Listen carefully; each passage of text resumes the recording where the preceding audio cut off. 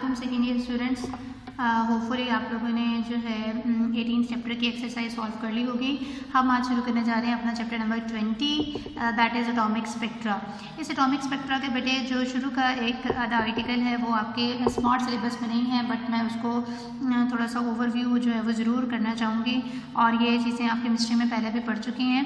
Atomic spectra होता क्या है? फिजिक्स की ऐसी ब्रांच है जिसमें हम लोगों ने स्टडी करना है इलेक्ट्रोमैग्नेटिक रेडिएशंस की वेवलेंथ्स को और उनकी इंटेंसिटीज़ को, यानी कि इलेक्ट्रोमैग्नेटिक रेडिएशंस की वेवलेंथ्स कितनी होती हैं, उनकी फ्रीक्वेंसी की क्या कंडीशन है, उनकी इंटेंसिटी कितनी होती है। तो हम इस सारी ब्रांच को स्पेक्ट्रोस्कोपी कहते हैं। अभी जो स्पेक्ट्रा होता है ये 3 तरह का होता है। एक होता है कॉन्टीन्यूस, एक होता है बैंड और एक होता है लाइन। ब्लैक बॉडी रेडिएशन जो आपके इस चैप्टर का 19 चैप्टर का हिस्सा है, इसको इंशाल्लाह जब हम पढ़ेंगे बड़ी डिटेल में डिस्कस करेंगे। तो ब्लैक बॉडी से जो रेडिएशंस निकलती हैं वो कॉन्टीन्यूस स्पेक्ट्रा की एग्जांपल है। मॉलिक्यूलर जो स्पेक्ट्रा है, यानी कि मॉलिक्यूलर लेवल पर जो रेडिएशंस इमिट होती हैं उनका जो स्पेक्ट्रा है वो बैंड स्पेक्ट्रा की एग्जांपल है। और जो एटम के अंदर से जो स्पेक्ट्रा निकलता है atomic spectra, that is the example of line spectra.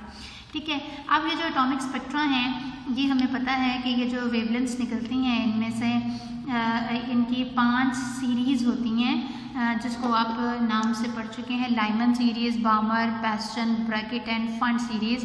और इन सब का एक जनरल फार्मूला है वेवलेंथ्स का इन रेडिएशन जो इनके अंदर फॉल करती हैं। 1/λ is equal to RH 1/p² minus 1/n²। RH को हम रिडबर्ग्स कांस्टेंट कहते हैं। जो P है ये छोटा शेल है, छोटा मतलब ये कि ये निचला वाला ऑर्बिट है, छोटा ऑर्बिट है, और जो N है ये बड़े वाला ऑर्बिट है। यानी कि जब भी कोई जो इलेक्ट्रॉन है वो ट्रांजिशन करता है तो उस ट्रांजिशन हायर से लोअर ऑर्बिट में ट्रांजिशन करता है तो वो फोटोन को इमिट करता है, इलेक्ट्रोमैग्नेटिक रेडिएशंस को इमिट करता है।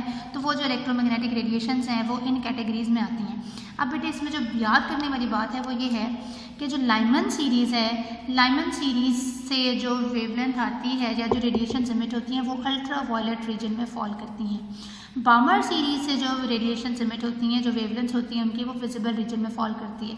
बाकी ये जो तीनों कैटेगरीज हैं पैस्टन, ब्रैकेट एंड फंड सीरीज़, ये तीनों की तीनों इंफ्रारेड रीजन में फॉल करती हैं। तो ये बड़ा इंपॉर्टेंट MCQ है as well as short question, इसलिए ये बताना ज़रूरी था।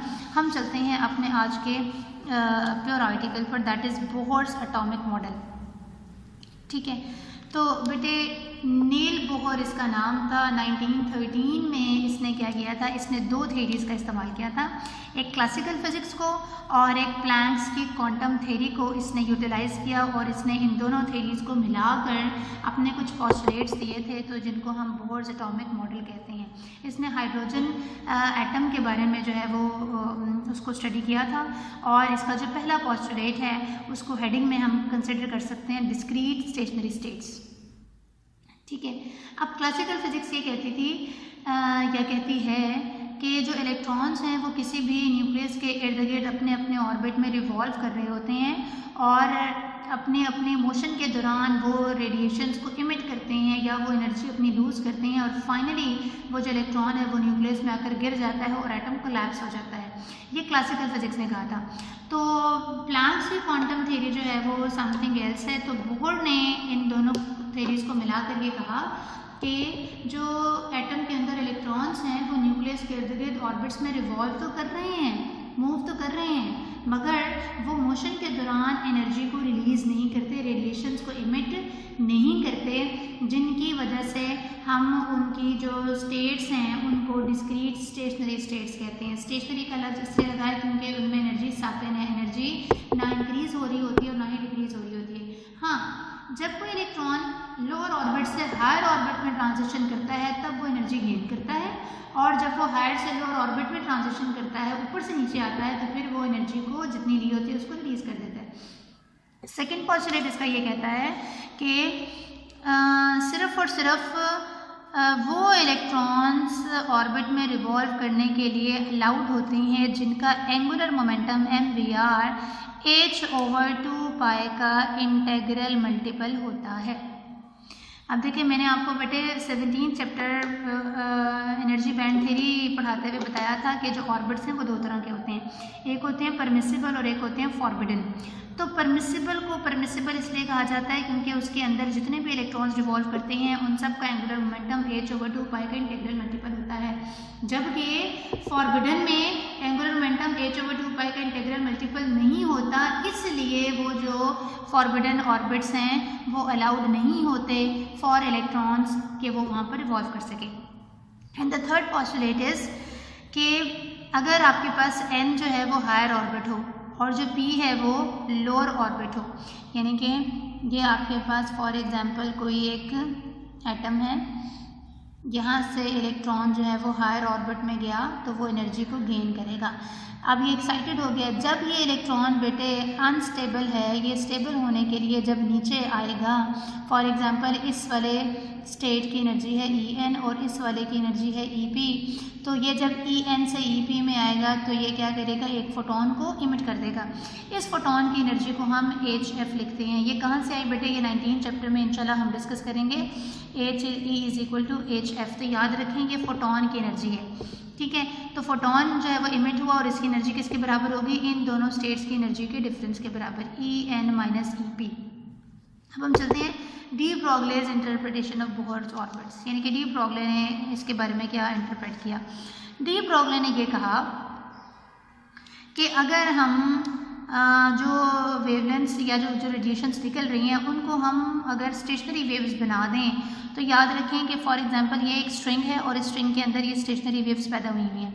एक स्टेशनरी वेव का फासला है लैम्डा, दूसरी का होगा अगेन लैम्डा, तीसरी का होगा again lambda.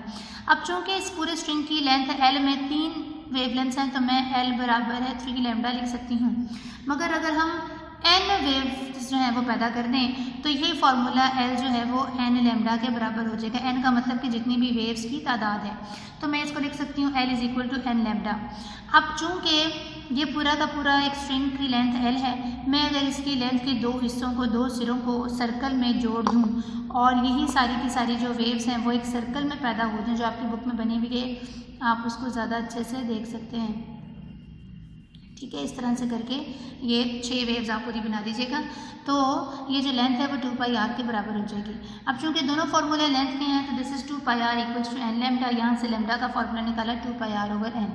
From 19th chapter de Broglie's hypothesis से डी ब्रॉगले वेवलेंथ जो होती है उसका फार्मूला होता है लैम्डा = h/p।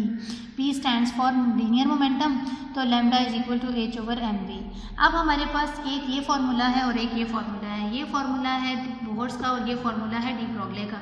इन दोनों को हम इकट्ठा करें तो दिस इज h/mv = 2πr/n।